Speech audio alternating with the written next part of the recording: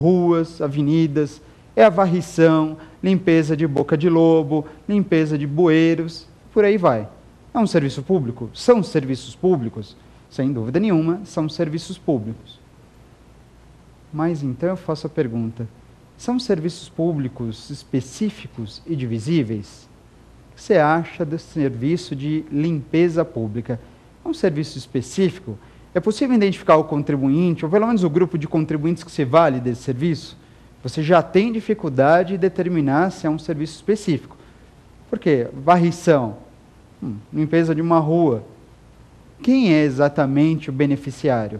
Você diz, bom, as pessoas que moram naquela rua. Tá, tudo bem, forçando um pouquinho a barra, dá até para admitir. Mas mesmo assim, bastaria ser um serviço público específico? Não, o serviço também tem que ser divisível. Tá bom, e o que vem a ser divisível? Divisível, neste caso, é aquele serviço em que o ente político tem condições de quantificar o serviço que está sendo prestado para aquele contribuinte. Ou então, para aquele grupo de contribuintes que estão ali numa determinada região.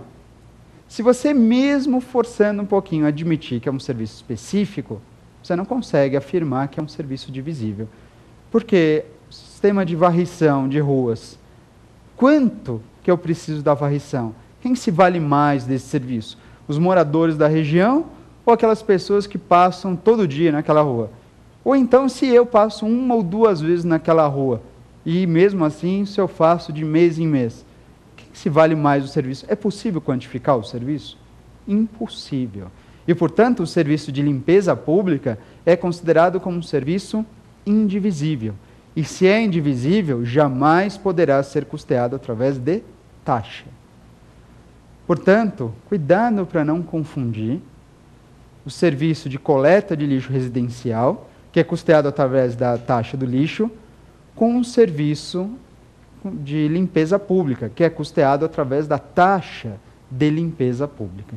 A taxa de limpeza pública, se insistir nessa cobrança, esse tributo ou essa taxa vai ser considerada inconstitucional, justamente por se tratar de um serviço público indivisível. E, neste caso, não teria condições nenhuma de ser cobrado.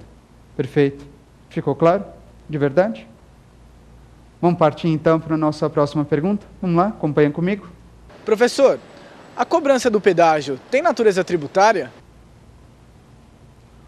Outra das perguntas mais interessantes que nós temos a respeito da natureza do pedágio. Bom, ele perguntou aqui simplesmente se o pedágio, afinal de contas, é ou não é tributo. Tem ou não tem natureza de tributo? E se for tributo, posso ir além. Que tributo seria esse? Ele equivaleria, neste caso, a um imposto, a uma taxa, ou quem sabe, a uma contribuição? Bom, a questão do pedágio ele é bastante interessante quando você pensar em algumas características a respeito de taxas e tarifas, por exemplo. Vamos lá. Taxa é um tributo, e como todo e qualquer tributo, naturalmente depende de lei, e a lei pode tornar esse tributo, como todo tributo é, de natureza compulsória. Concorda comigo? Taxa é uma das 5 espécies tributárias, como tributo que depende de lei, e justamente por ser veiculado por lei, tem natureza compulsória, é obrigatória. Agora, isso funciona igualmente para as tarifas?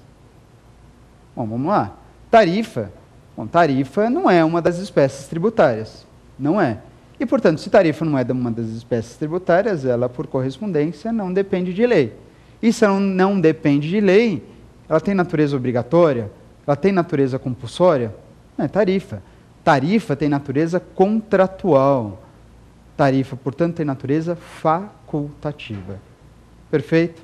Então, a grande diferença entre taxas e tarifas está especialmente nessa qualidade, em ser obrigatório e em ser facultativo. Enquanto a taxa, natureza obrigatória, tarifa, natureza facultativa, natureza contratual. Pensando no pedágio, como é que fica?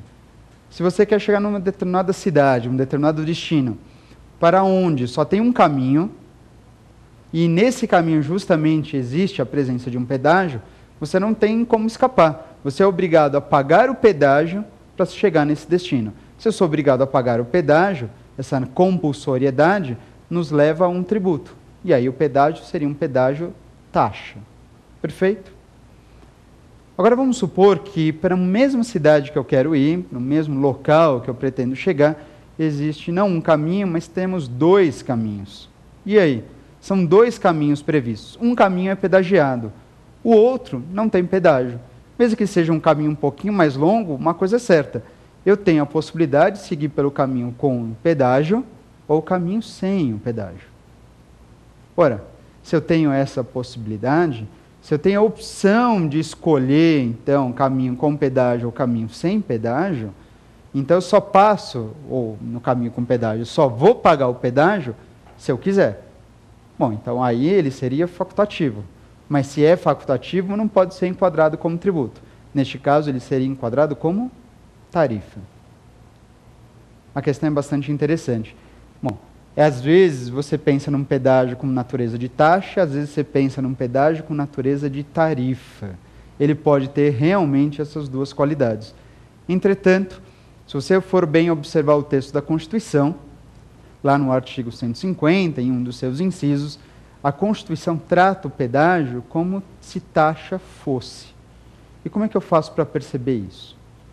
Você consegue identificar se um pedágio tem natureza de taxa se a conservação da rodovia pública é efetivada pelo próprio poder público. Se for o próprio poder público que conserva a rodovia, esse pedágio tem natureza de taxa. Por outro lado, se essa conservação da rodovia for realizada por uma permissionária ou por uma concessionária, esse pedágio, por outro lado, tem natureza de tarifa.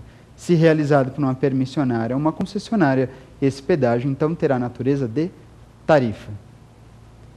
Percebam, então, que o importante é verificar, nas situações que eu descrevi, quem é que conserva a rodovia. Se o próprio poder público ou se uma permissionária ou uma concessionária. Num caso, o poder público terá natureza de tributo, sendo taxa. No outro, permissionária ou concessionária, o pedágio terá natureza de tarifa. Perfeito. Mesmo? Vamos partir para a nossa terceira questão? Vamos lá, acompanha comigo. Professor, as taxas e contribuições de melhoria estão sujeitas aos princípios tributários? Vamos lá.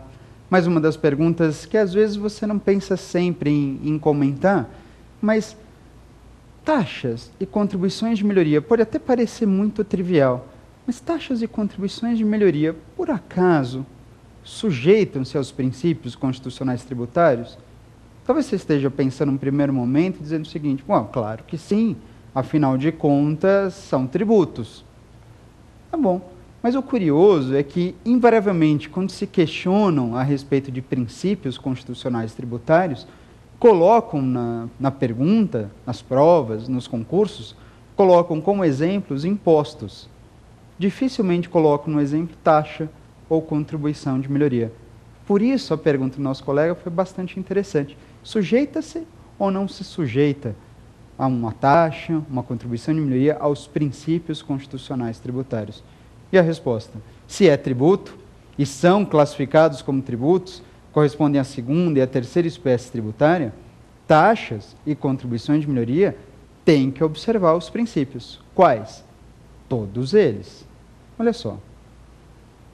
Quando você pensa numa taxa não tem que ser instituída por lei? Sim, você diz, mas não basta o serviço público? Não, o serviço público específico e divisível, né, é imprescindível para a cobrança da taxa.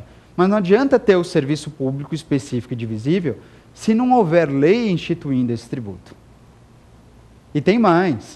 Que surge a lei instituindo o pagamento de uma taxa, se essa lei surgir nesse ano, esse tributo não pode ser cobrado ainda no decorrer desse ano, não. Vai ter que aguardar pelo exercício financeiro subsequente.